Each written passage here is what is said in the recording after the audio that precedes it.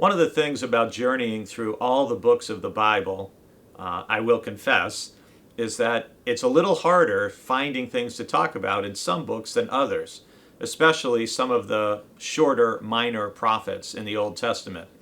Today we begin the Gospel of John, and my goodness, there's so many verses I could talk about and highlight, even in just the first 3 chapters. John being 21 chapters, it breaks down very nicely. You just read 3 chapters a day. You can read through the whole Gospel of John with me this week.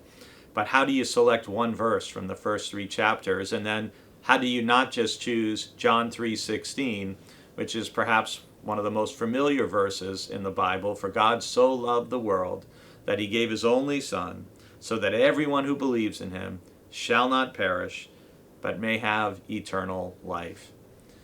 This verse really sums up the whole gospel in one sentence. And it starts with the greatest love. For God so loved the world. This is really important to understand. God's love is not just for Israel. It's not just for the Jewish people, thinking about John's time back in the first century. God's love is not just for Christians. God's love is not just for the United States in our own time. It's God so loved the world.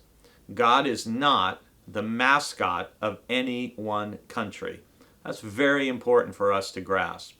God so loved the world, which means we need to and are called to love the world as well.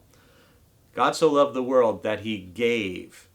When we love, we give. It's true that you can give without loving. You may have experienced both giving or receiving gifts that way. You can give without loving, but you can't love without giving. And so we see the greatest love, God's love for the whole world. And the next thing we see in John 3:16 is the greatest gift. God gives the only Son. And again, as Paul will say later in his letter to the Romans, it's hard to imagine giving one's life for someone, but perhaps for a good person, Paul says, someone will die. But God gives his Son for the whole world, even for sinners like you and me. And God gives so that everyone who believes in him may not perish. God doesn't want anyone to perish. God doesn't want anyone to be separated eternally from God. And that's why the next verse, which many people aren't as familiar with, John 3:17, is, indeed, God did not send the Son into the world to condemn the world, but in order that the world might be saved through him.